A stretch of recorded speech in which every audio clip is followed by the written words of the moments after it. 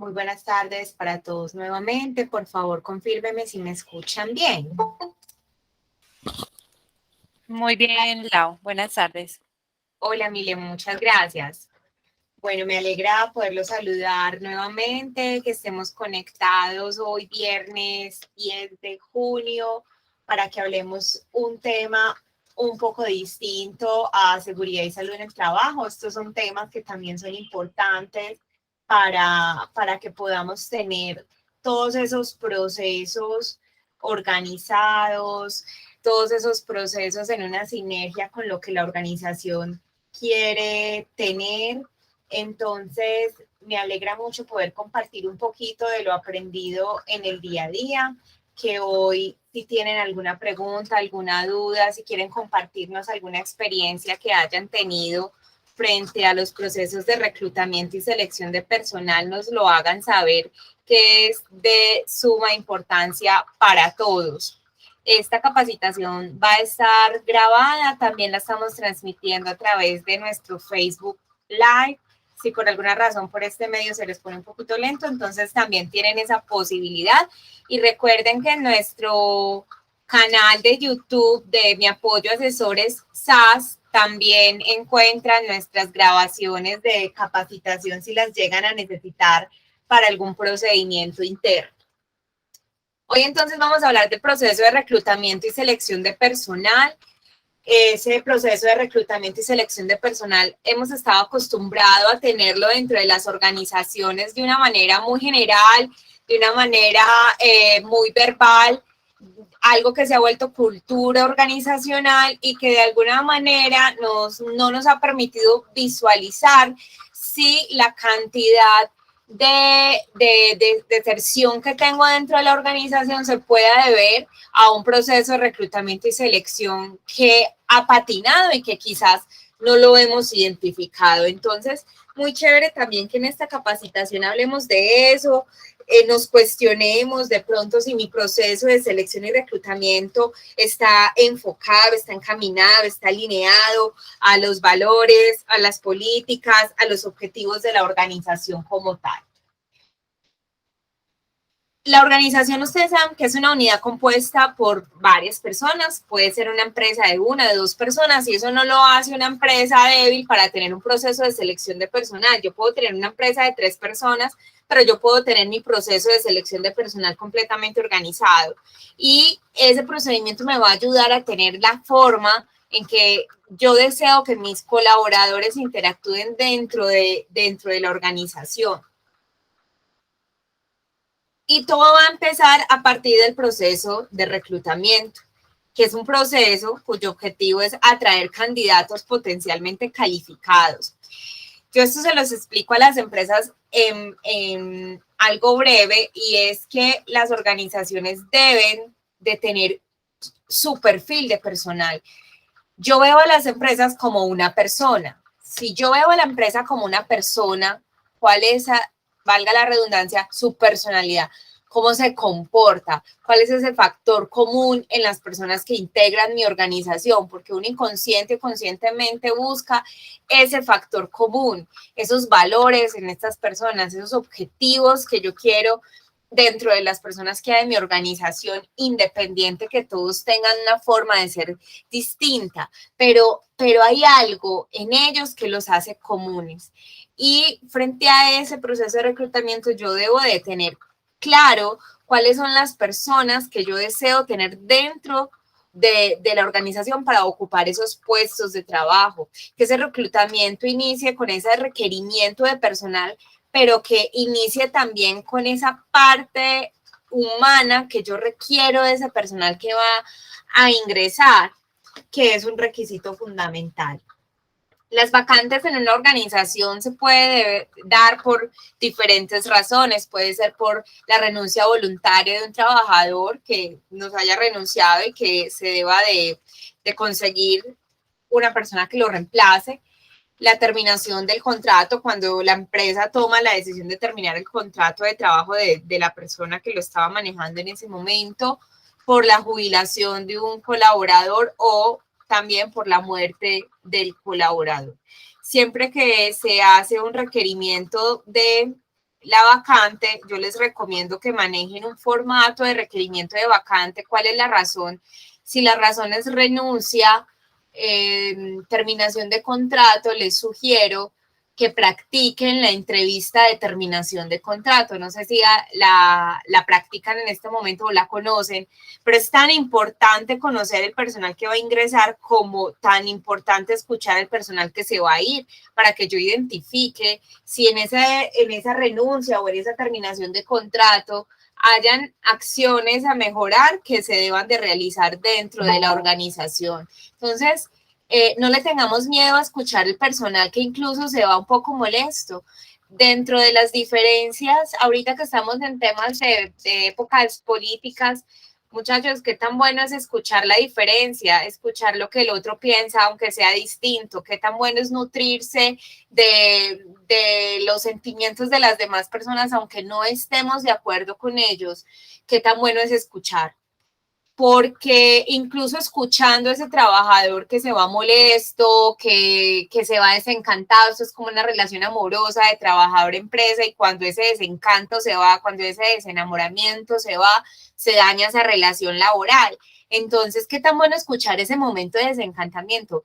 Así sea el trabajador que no era el más responsable, que no era el más elocuente, que de pronto generaba un poco de polémica, pero qué tan bueno es escucharlo, porque es que identifico dónde hubo esos vacíos de comunicación, dónde hubo esos vacíos de relación laboral, quizás faltó de mi comunicación, quizás faltó de mi acercamiento emocional, quizás no supe explicarle bien las cosas. A veces yo supongo que el trabajador piensa una cosa y el trabajador supone que uno piensa de él otra cosa. Qué tan bueno tener esos momentos de verdad. Ojalá fueran dentro de la relación laboral constantemente, pero también en el momento de la renuncia o la terminación de contrato, qué tan bueno es hacer esa entrevista de terminación de contrato. ¿Cómo se hace? Cada organización debe de analizar qué indicadores va a evaluar en el momento de la terminación de un contrato, valores en términos de bienestar laboral, en términos de liderazgo, en términos de comunicación, en términos de carga de trabajo, en términos de comprensión del rol, en términos de apoyo social y familiar. Cada empresa tiene que analizar qué indicadores y qué preguntas hacer en la encuesta o en la entrevista de terminación de contrato para poder analizar a qué quiere llegar o qué quiere evaluar. Existen diferentes fuentes de reclutamiento. La más común es la fuente externa, cuando las empresas buscan externamente al personal, pero también existe el reclutamiento interno, y es cuando hay promociones internas o cuando hay puestos de carrera que permiten que las personas crezcan dentro de la organización.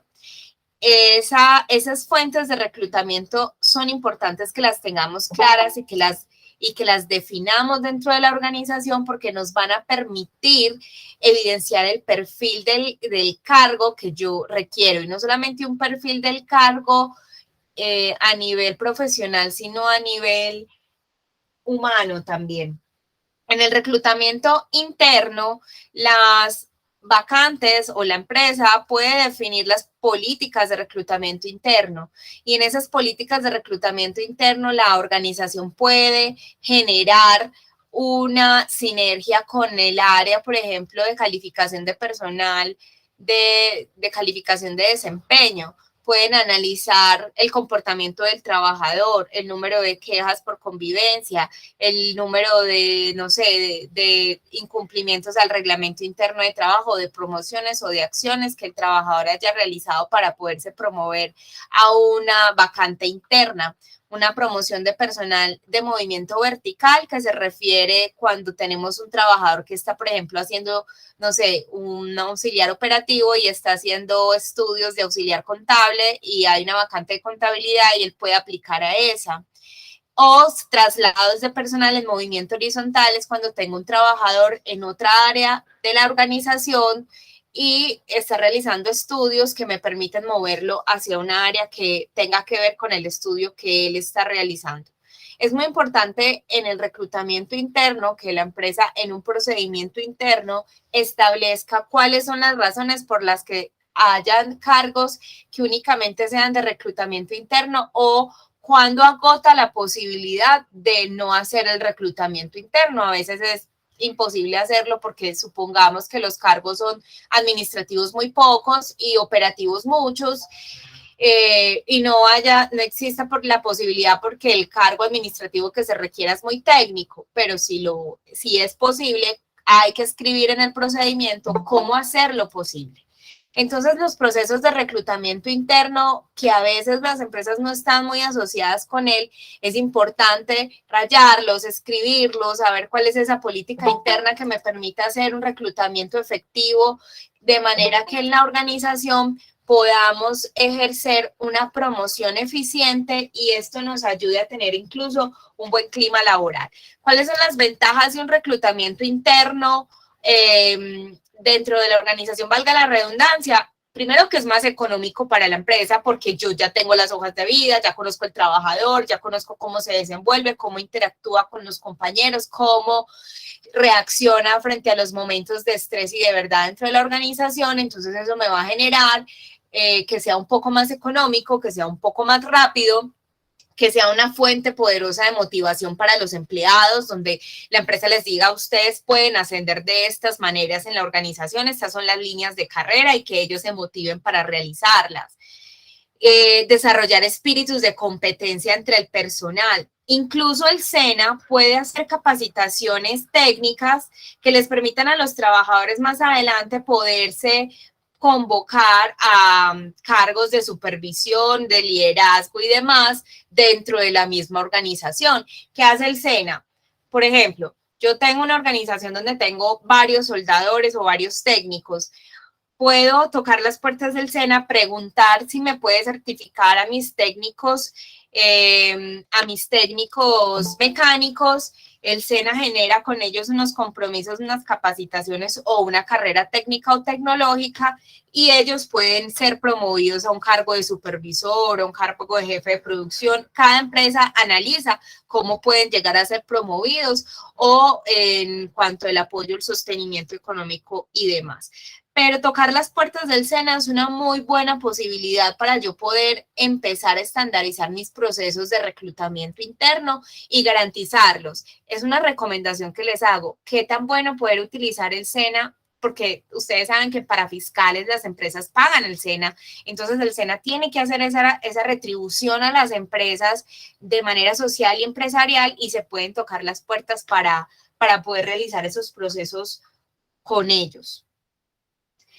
¿Qué desventajas trae el reclutamiento interno? Pues exige que los empleados nuevos tengan condiciones de potencial de desarrollo para ascender. Si no se ofrecen esas oportunidades de progreso en el momento adecuado, se puede generar que corramos el riesgo de frustrar esos empleados en ese potencial que ellos van teniendo. O puede generar conflictos de interés dentro de las jefaturas por largo tiempo si los trabajadores no han sido promovidos. Por eso cada empresa debe determinar si tiene la posibilidad de hacer reclutamientos internos o no, y si los tiene, cómo los va a hacer. Y eso, muchachos, no se puede hacer de maneras verbal o en una reunión y tomemos esta decisión. No, generemos un programa, un procedimiento, un proceso que nos diga cómo lo debo de hacer, cómo lo debo de evaluar y cómo lo debo de estandarizar. También tenemos el reclutamiento externo. Como su palabra lo dice, es cuando buscamos por fuera de la casa la vacante. Esa persona debe de acomodarse a las condiciones no solamente profesionales, sino, como les decía yo ahorita, también humanas de la organización.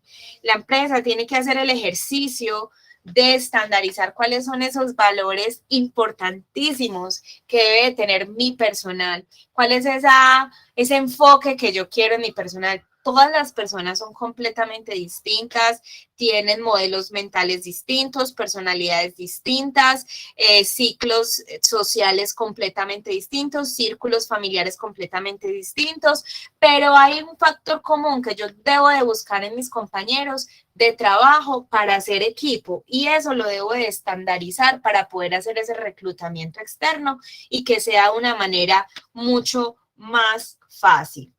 ¿Qué fuentes de reclutamiento externo tenemos? Tenemos bases de datos, pueden ser simplemente porque nos han llegado constantemente hojas de vida, entonces tengo un banco de hojas de vida, porque hay contactos personales o recomendaciones de los mismos empleados. Aquí voy a hacer un alto. Si yo voy a tener recomendaciones dentro de los mismos empleados, entonces yo también debo de estandarizar hasta dónde son esas recomendaciones. Si es una recomendación familiar y las políticas de la empresa me permiten tener trabajadores familiares, si es una política personal y cuál es el grado de afinidad de esas dos personas, son amigos de hace cuántos años, de dónde lo conoce y demás, o sea, cuáles son esos estándares que la empresa dice, listo, esto es un trabajador recomendado, o si definitivamente no va a permitir recomendaciones de los empleados. Laura, ¿eso en qué va? En las políticas de cada organización. Cada organización genera políticas y es completamente respetable. Yo sé que ustedes han escuchado que hay organizaciones que no permiten que trabajen familiares, que hay organizaciones que no permiten que trabajen personas que se conozcan entre sí. En fin, esas son políticas internas que son completamente respetables, no son discutibles. Seguramente les ha ocurrido situaciones que los han llevado a eso y tampoco está mal que hayan organizaciones que sí les guste tener familiares o tener muy allegados y muy amigos dentro de la organización. Hay otras empresas que solamente ingresan personal recomendado, hay otras que cero, todo es reclutamiento externo por bancos de hojas de vida y demás. Pero la organización tiene que definir cuáles son las políticas de reclutamiento y para poder definir ese reclutamiento externo, si va a permitir que haya recomendaciones o no, familiares o no, tienen que leer la historia de los reclutamientos hacia atrás, qué fallas hemos tenido, qué ventajas hemos tenido. Toda esa experiencia nos tiene que servir para poder generar o actualizar nuestros procesos de reclutamiento. También se puede hacer a través de instituciones educativas, que casi todas las universidades, me atrevería a decir, tienen oficina de egresados y ellos pues generan ese tipo de hojas de vida que sean importantes. También hay empresas que se dedican a hacer el reclutamiento de personal, el reclutamiento, selección, incluso la contratación temporal del personal. También a través de avisos o anuncios que se hagan a través de estas páginas como El Empleo, como Computrabajo y demás, todas estas páginas permiten generar esas fuentes de reclutamiento. O en general en Internet, que ya ustedes ven que en Facebook a veces sale, se necesita, se requiere esto y esto, o las cadenas mismas de WhatsApp. Yo personalmente no recomiendo las cadenas de WhatsApp porque ustedes, muchachos, no saben cuántos años queden rodando esas cadenas y usted 2, 3 años después le sigue llegando el mismo correo para un cargo que usted ya ocupó hace mucho tiempo. Porque a través de WhatsApp, a través de Facebook, pues digamos, bueno, de pronto de Facebook sí, pero a través de WhatsApp es muy difícil frenar la cadena y decir esto es por tanto tiempo, a no ser de que le pongan fecha. Pero en general no la recomiendo porque me parece que es un poquito más compleja. Yo tengo clientes que todavía me dicen, me siguen mandando hojas de video, siguen rodando un mensaje que mandé hace mucho tiempo para una vacante, simplemente le cambian la fecha y mandan la gente y pues no sé por qué hay gente tan desocupada que sigue rodando sabiendo que es algo que le llega constantemente y le cambian una fecha pues sin necesidad. Entonces serían las fuentes de reclutamiento externo que se tendrían para ocupar esas vacantes.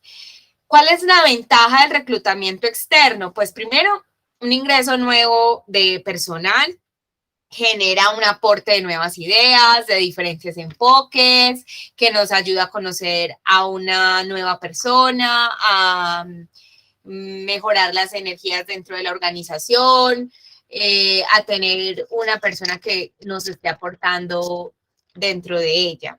Esas serían como las ventajas. Las desventajas es que ustedes saben que ingresar un personal nuevo, eso para la persona que lo va a capacitar, pues le va a absorber mucho más tiempo de reclutamiento. Reclutar personal, a veces me dicen, Laura, es que necesito una persona planito para mañana. Eso me pasaba a mí en una empresa cuando yo era jefe de gestión humana. No sé si sea el caso, si ustedes se identifiquen conmigo y ustedes hacen reclutamiento, ustedes saben que conseguir una persona para mañana, es que incluso para esta misma semana, uno dice, Dios mío, un reclutamiento bien hecho se puede demorar, diría yo, unos 8 días como mínimo y por exagerar. Yo sé que manejamos mucha rapidez, sobre todo cuando un trabajador nos renuncia y nos renuncia de una manera imprevista y no teníamos planeado absolutamente nada. Hay que tener un plan B para realizarlo, pero en general, reclutar personal quita o absorbe mucho tiempo, requiere utilización de técnicas de selección y el uso efectivo de las fuentes de captación de personal que sea lo más importante.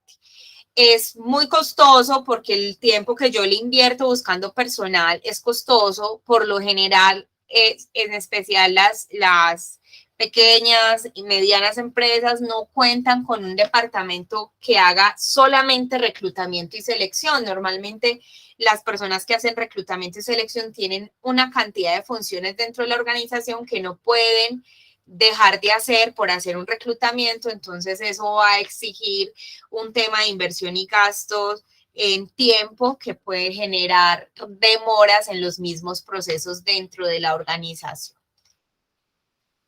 Es importantísimo, muchachos, filtrar las hojas de vida. Filtremos, por favor, esas hojas de vida, ahorrémonos mucho tiempo. A veces nos llegan hojas de vida de 4 o 5. Yo vi una de 10 páginas donde la persona me contaba hasta con quién vivía y cómo se llamaba el perro de la casa.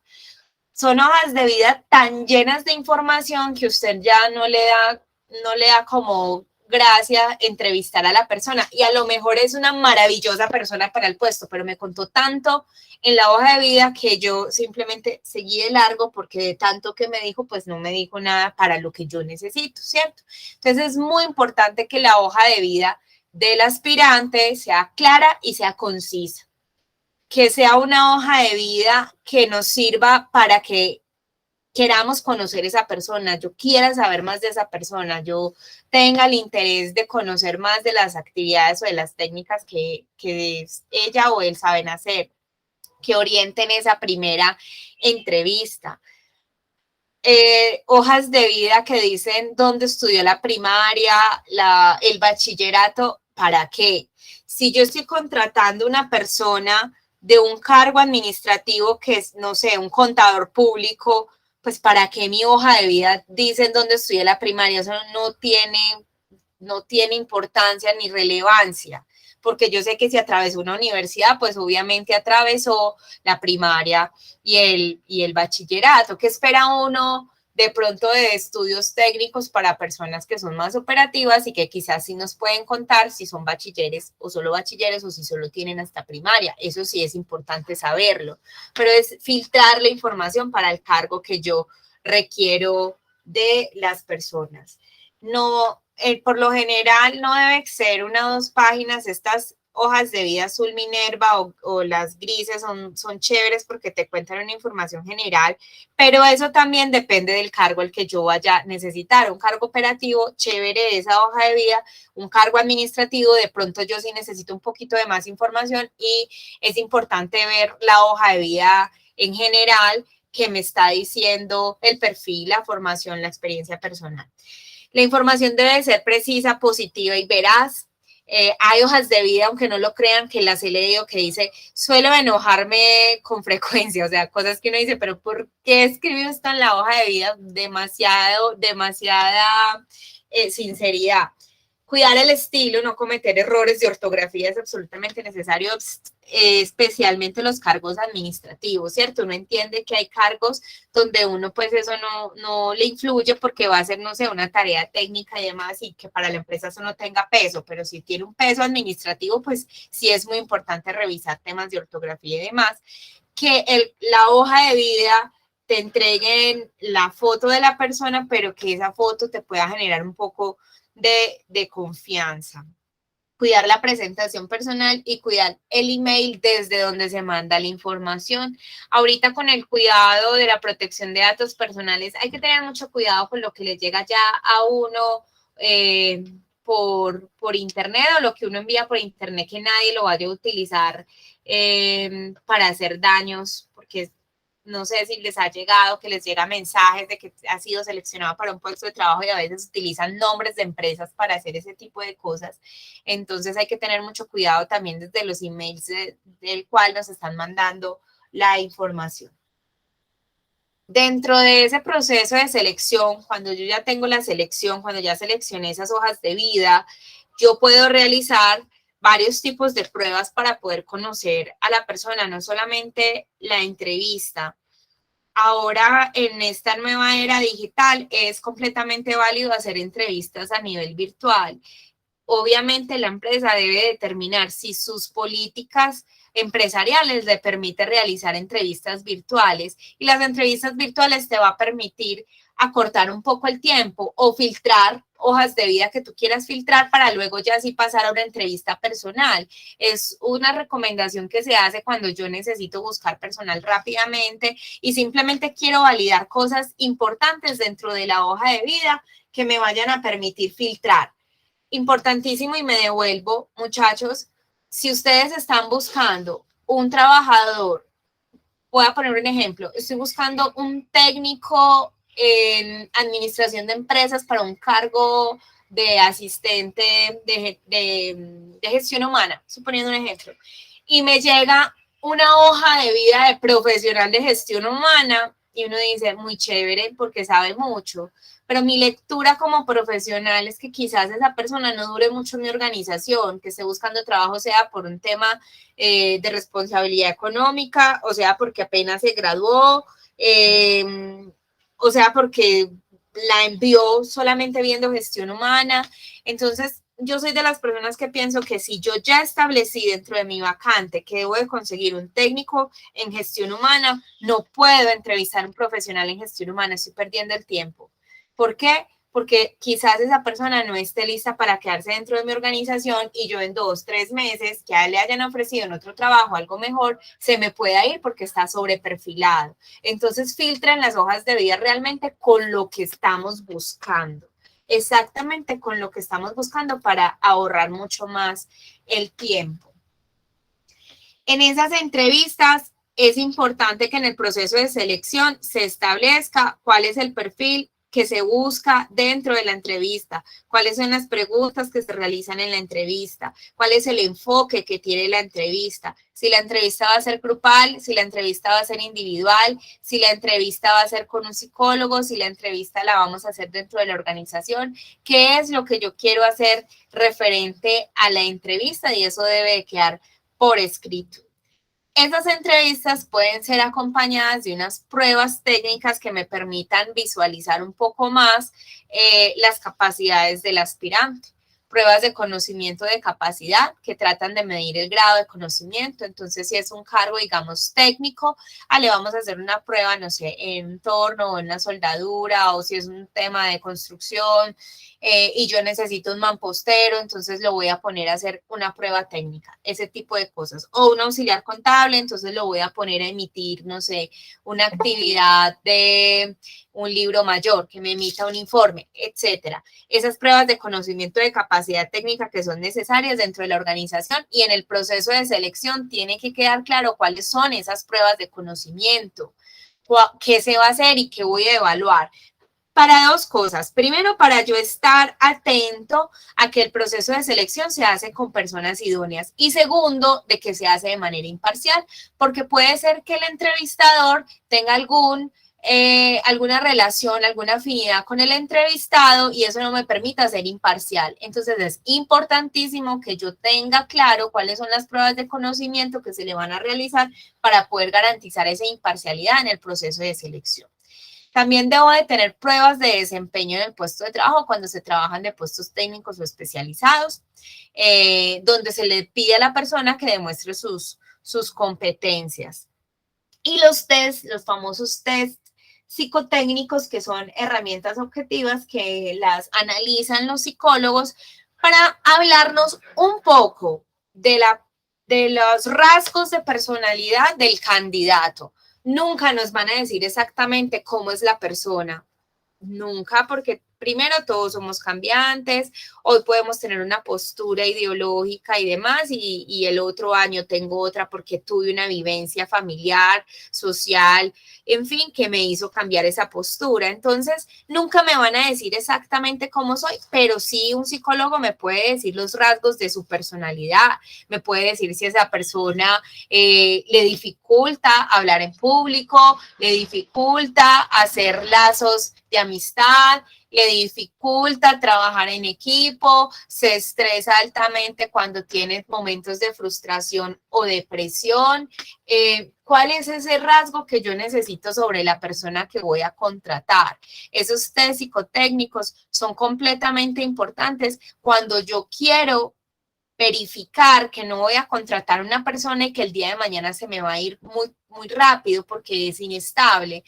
Y no nos digamos mentiras, uno en una entrevista pues no cuenta todo. Si a vos en una entrevista te preguntan que cómo sos para trabajar bajo presión, vos vas a decir, yo soy bueno para trabajar bajo presión, pues estoy buscando un trabajo, yo no le voy a decir a mi entrevistador, no, yo me estreso, a mí me da migraña, se me inflama el colon, me da taquicardia, no, cierto que no, uno no va a decir ese tipo de cosas.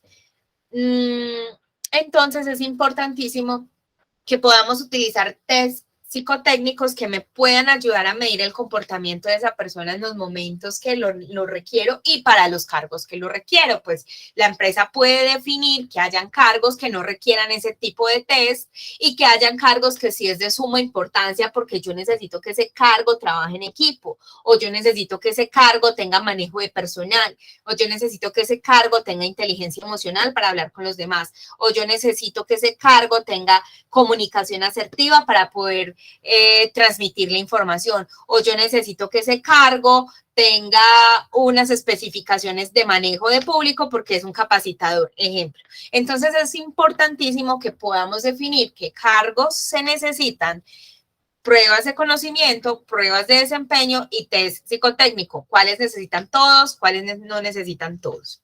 Aquí no están, pero yo se los voy a decir, que son las visitas domiciliarias y las pruebas de alcohol, drogas y poligrafía. Voy a empezar por esas dos últimas. Pruebas de poligrafía todavía las hacen muchas empresas en búsqueda de... la gente siempre piensa cuando le van a hacer una prueba de poligrafía si le van a preguntar si robó o si es una persona mentirosa, en fin. Y realmente la prueba de poligrafía simplemente analiza como el grado de seguridad que tiene la persona al momento de realizarle ciertas preguntas. Las pruebas de poligrafía nunca salen como diciendo mintió en tal pregunta, sino no estuvo seguro o no respondió claramente. Entonces, hay empresas que para ciertos cargos manejan ese tipo de pruebas y es completamente respetable. Tanto la prueba de poligrafía como la de alcohol y la de drogas deben de ser autorizadas por el aspirante. Si el aspirante no permite que le realicen esas pruebas, pues no se le pueden hacer y obviamente pues saldría del proceso de selección, ¿cierto? Pero es muy respetable, aunque pienso yo, con mucho respeto, que pues, las empresas para ahorrarse en costos sí deben analizar realmente qué cargos que manejen dineros o información muy delicada de la empresa, sí requieran ese tipo de pruebas. Las pruebas de alcohol y de drogas pues me van a permitir saber si la persona es un consumidor habitual. Conozco una empresa que les realiza no para definir si la persona entra o no, sino para conocer al personal que entra, porque para la empresa es importante saber qué procedimientos de salud mental, de procedimientos también de desintoxicación y demás puede empezar a contribuir. Esas pruebas también se deben de realizar bajo autorización del aspirante. Las pruebas de visitas domiciliarias a mí me encantan, porque las pruebas de visita domiciliarias te permiten tener una comunicación general con el trabajador y poder analizar cómo es su círculo familiar. No es para mirar debajo de la cama, ni dentro de la nevera, ni es para mirar el closet, ni para abrir los cajones de la cocina. No, es para analizar cómo se compone su familia, cuáles son las prioridades de ese colaborador, cómo interactúa ese colaborador con su familia, cuál es el rol dentro de ella, porque esos factores individuales son necesarios y son importantes para la construcción de los programas de riesgo psicosocial más adelante. Y las empresas sí pueden analizar cuáles son esos perfiles sociodemográficos que requieren dentro de la organización y estas pueden darnos una información, no tanto para tener un peso dentro de la selección, sino para darnos una información adicional del círculo familiar del colaborador. Si alguien tiene alguna pregunta, me la puede hacer a través del chat o si lo prefieren, pueden activar su micrófono y hacerme la pregunta, la consulta. Y una que es importantísima, muchachos, el examen médico ocupacional. Hemos visto que muchas organizaciones por error hacen el examen médico ocupacional después que el trabajador ha firmado el contrato de trabajo o le dicen que sí, que puede seguir. El examen médico ocupacional hace parte del proceso de selección de personal. El examen médico ocupacional tiene un objetivo y es determinar la aptitud del trabajador para desempeñar en forma eficiente las labores, sin perjuicio de su salud. Es decir, si a mí después de haber firmado contrato, yo lo mando a hacerse un examen médico ocupacional y le sale una restricción para la tarea que yo lo estoy contratando, yo ya no lo puedo despedir por esa restricción. Es que yo lo contraté sin saber que esa persona, si hacía esa labor, ponía en riesgo su salud. Entonces, es importantísimo realizar el examen médico ocupacional y no es por descartarlos porque estén enfermos o porque tengan una restricción, es porque yo tengo que prevenir que las personas que tienen alguna enfermedad, alguna discapacidad, alguna situación, el trabajo que vayan a desempeñar conmigo no afecte la evolución de su salud. Ahora, Diego, vas a contarme algo. Laura, ¿cómo estás? Muy bien, gracias a Dios. Bueno, listo. Me alegra mucho poderme conectar así de un ratico. Laura, respecto a eso que dijiste, ahí es importantísimo entonces que las empresas deben de diseñar sus profesiogramas para que ellos tengan claro cuál es esa carga física mental que deben de tener los trabajadores y saber y comunicárselo al médico que va a realizar los exámenes ocupacionales. Exactamente, exactamente.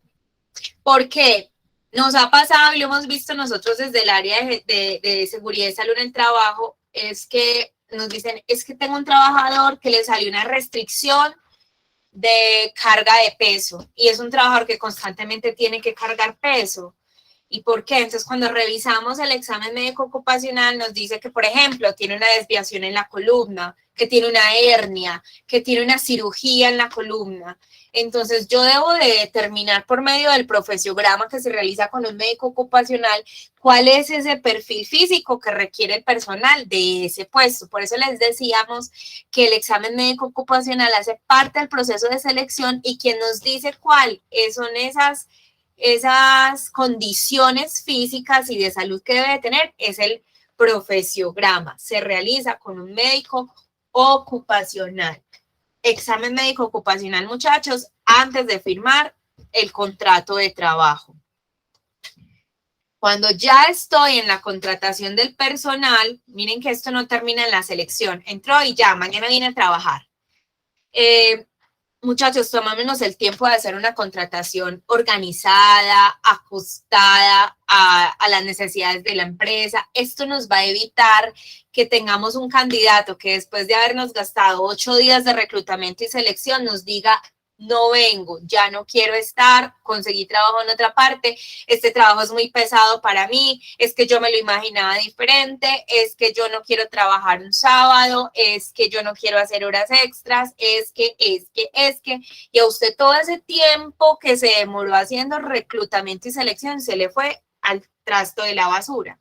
Entonces es importantísimo que usted haga un buen proceso de reclutamiento, de selección y en la contratación haga una excelente integración del nuevo personal a la organización. ¿Cómo lo hacemos? Primero vamos a hacer una apertura del archivo laboral. Es importante que la persona antes de que ingrese a trabajar nos entregue todos los documentos. Cuando una persona ingresa y no me trajo todos los documentos, yo les aseguro que se va a demorar una eternidad entregándole ese certificado de estudio que nunca le entregó, ese certificado de pensiones que nunca le entregó, esa hoja de vida actualizada que no le entregó, en fin. Es importantísimo que las personas le entreguen los documentos que la empresa definió para el cargo. Si la empresa definió que para el cargo me debe traer certificados de estudios, referencias personales o familiares, me debe traer certificado de estudio de los hijos para poderlos afiliar a la caja de compensación, me debe traer un certificado de afiliación a pensiones y a salud para yo no equivocarme en dónde lo voy a afiliar, es importante que ustedes le digan al aspirante, debe traernos estos documentos para tal día. Yo les aseguro que si la persona quiere el trabajito, busca la manera de conseguir todos los documentos que tiene que conseguir. Pero mi recomendación es que esa persona no ingrese hasta que no le entregue los documentos. ¿Qué puede ir haciendo? Si usted tiene 2, 3 aspirantes que usted dice, entre estos está, le puede ir pidiendo la información para ir adelantando ese ingreso. Es importantísimo que cuando la persona le entregue la información, usted lo afilie inmediatamente. Si la afiliación es para el otro día, usted lo afilie 24 horas antes a la ARL. Laura, es que entra mañana a las 7 de la mañana y lo estoy afiliando hoy a las 2:46 de la tarde. Entonces, esa afiliación de ARL le va a quedar para mañana a las 2:46 de la tarde. Si usted se le accidenta a ese trabajador antes de las 2:46, no tiene cobertura.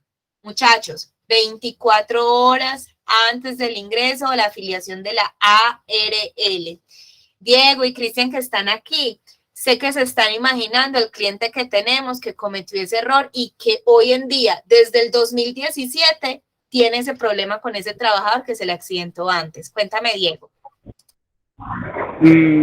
Digamos que la teoría nos dice que 24 horas antes, pero nosotros les recomendamos que sea 48 horas antes, porque ese empleador del que tú hablas, Laura, en algún momento argumentó que lo había hecho 24 horas antes y sin embargo no tuvo cobertura y eso le implicó unos problemas tan graves que la empresa está a punto de acabarse. Entonces la recomendación para que estemos tranquilos es 48 horas antes. Es mejor pagar unos pesitos de más de esa afiliación de ARL, pero es necesario que estemos cubiertos con eso porque no estamos seguros de que una persona a horas de haber ingresado pues no vaya a tener un accidente. Por eso es importantísimo, muchachos, que realicemos esas afiliaciones al trabajador a la ARL, a la EPS, al fondo de pensiones. Yo les recomiendo que siempre soliciten el certificado de afiliación a EPS y a fondo de pensiones. Eso lo sacan por internet. Hay muchas papelerías y demás que hacen ese trámite y le sacan a la gente esa información. ¿Por qué? Porque ellos a veces ni siquiera saben dónde están afiliados a pensiones. Entonces dicen, yo estoy en Colpensiones y mentiras que estaba en Colsubsidio, pues no, estoy diciendo otra cosa, en protección. Y entonces después es un chicharrón para uno, porque protección viene y te dice, usted me debe plata, y yo, pero ¿cómo así se lo estoy pagando a Colpensiones? Y vos tenés que gestionar que Colpensiones le pague a protección. Eso es un chicharrón. Para los que manejan seguridad social saben que eso es un chicharrón cuando afiliamos a donde no es. Entonces es importantísimo pedirles el certificado de afiliación de EPS y de salud para que estemos seguros a dónde los vamos a afiliar. Firma del contrato de trabajo. Ustedes saben, muchachos, que un contrato verbal es un contrato a término indefinido. Es que yo lo contraté por prestación de servicios, pero verbalmente es un contrato a término indefinido. Por favor, legalice esos contratos por escrito. Entrega de dotación al personal o código de vestuario. Hay empresas que no entregan dotación, que entregan unos bonos para que la persona ingrese, trabaje de ropa, pero también pueden generar un código de vestuario. es necesario que usted al momento del ingreso le diga al trabajador inmediatamente, no está permitido, un ejemplo muchachos, trabajar de blue jean roto o de chanclas o de crocs o de, no sé, zapatos con tacón. Es necesario que la empresa defina cuál es el código de vestuario, sea por un tema de salud, sea por un tema de estética incluso, pero es necesario, sin transgredir los derechos de los demás, decirles aquí hay unos lineamientos para la atención del público, que no está mal, son unas políticas, ¿cierto? Eso se debe de entregar antes de, obviamente, insisto, sin transgredir los derechos de las personas a su libre expresión, sí deben haber unos códigos de vestuarios de acuerdo a la actividad que yo realizo. Si yo atiendo personal, por ejemplo, en una oficina, no sé, un ejemplo de abogados, y yo voy de blue jeans rotos, puede ser que esa oficina de abogados pues no esté de acuerdo con esa vestimenta y como les está dando una bonificación para compra de dotación, entonces pueda de alguna manera socializarle al aspirante cuál es el código de vestuario, y esos códigos de vestuario incluso pueden venir acompañados de la necesidad de evitar que hayan, por ejemplo, escotes en las mujeres. Es un ejemplo. Si alguien tiene alguna pregunta, por favor, me lo deja saber. La inducción al cargo como tal. Es necesario, muchachos, entregar el manual de funciones y responsabilidades, porque eso nos va a permitir que la persona no tenga en el camino una enfermedad en gestión humana que le llamamos no identificación del rol. Cuando el trabajador no tiene identificación del rol, sus puntuaciones en riesgo psicosocial se disparan, porque la persona no sabe realmente qué es lo que tiene que hacer. Y a veces nosotros como empleadores no sabemos realmente cuáles son las funciones del trabajador y lo volvemos oila. Entonces es importantísimo que tengamos un manual de funciones. Laura, pero es que eso me limita. No te va a limitar, pero sí vamos a saber cuál es la intención general del cargo y entregarle al trabajador ese manual de funciones donde podamos redactarlo de una manera que te permita ser un poco flexible con algunas actividades que no sean rutinarias dentro del mismo cargo. Importantísimo hacerle la inducción del reglamento interno de trabajo, que el trabajador conozca cuáles son las consecuencias de las faltas, de las prohibiciones, de los deberes, cuáles son los deberes de la empresa, cuáles son las prohibiciones de la empresa con el trabajador, cuáles son las consecuencias, cuál es la escala de faltas y de sanciones, cómo califica la empresa eso, cuál es su jefe inmediato, hacia dónde tiene que llegar una queja, petición o reclamo. En fin, es importantísimo poner las cartas sobre la mesa, el horario, recordarlo y demás. También se debe de explicarle al trabajador cuál es el proceso para reportar enfermedades de origen común. Si amanecí enfermo, ¿a quién tengo que llamar? ¿A quién le debo de avisar? ¿Cuáles son hacia quién le debo de pedir permisos para solicitar una cita médica o un procedimiento para un reporte de una incapacidad médica de origen común? ¿A quién se lo envío? ¿Cuál es el correo? ¿Cómo lo tengo que hacer llegar? ¿Cuántos días tengo para hacerlo llegar? ¿Qué pasa si no entrego una incapacidad médica? Y demás. Esto nos ahorra una cantidad de dificultades en la relación laboral, donde hay trabajadores que al año no saben que cuando no voy a ir a trabajar tengo que llamar a decir que estoy enfermo. Hay trabajadores que se quedan callados y le toca a uno llamar y preguntar qué pasó. Eso hace parte de la desinformación dentro del proceso de contratación, que es necesario que lo hagamos desde un principio. ¿Cuál es el procedimiento para la solicitud de permisos y licencias? ¿Cuáles son las licencias que la empresa autoriza? ¿Cuáles son las licencias que no son remuneradas, que no son de ley, que la empresa no autoriza?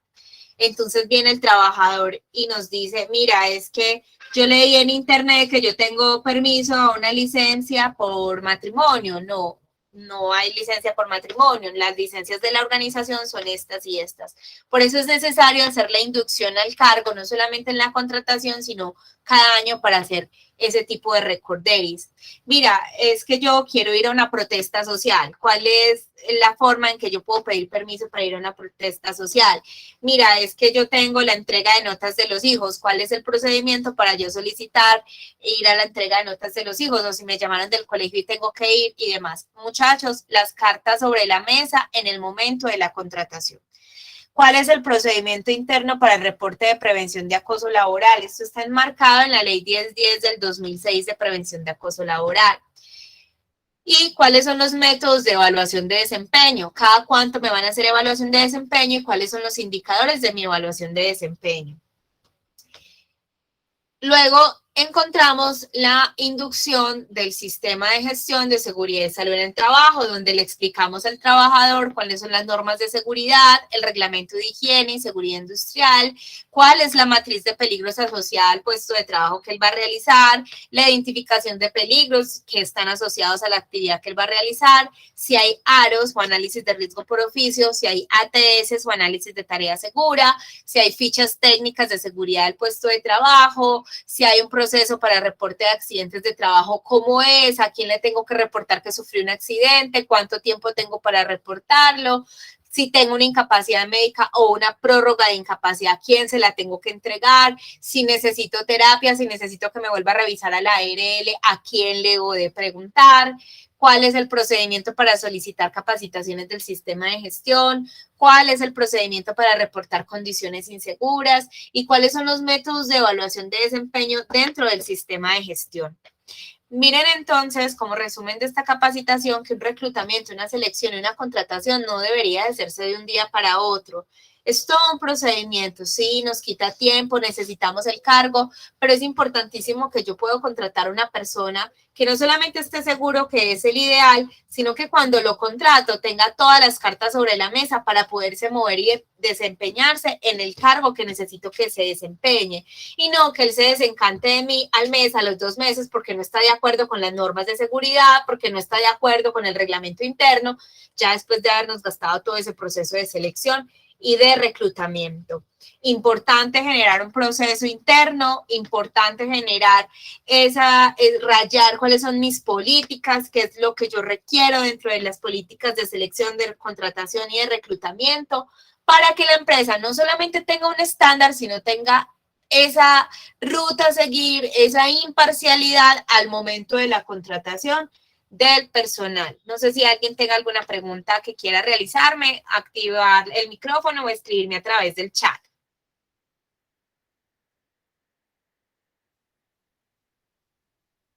Bueno, saben, entonces les recuerdo, esta capacitación queda grabada, la subiremos a nuestra página de YouTube, @ mi apoyo asesores SAS. Estamos en vivo a través de nuestro Facebook Live. También pueden ver la charla a través de nuestro Facebook Live. Y si requieren pedírmela por correo electrónico, no tengo ningún problema, también me la pueden solicitar. Les doy las gracias por compartir este espacio junto con nosotros. La próxima semana tendremos capacitación ya les voy a confirmar, creo que es de Diego. Denme un segundito, les confirmo cuál es nuestra próxima capacitación.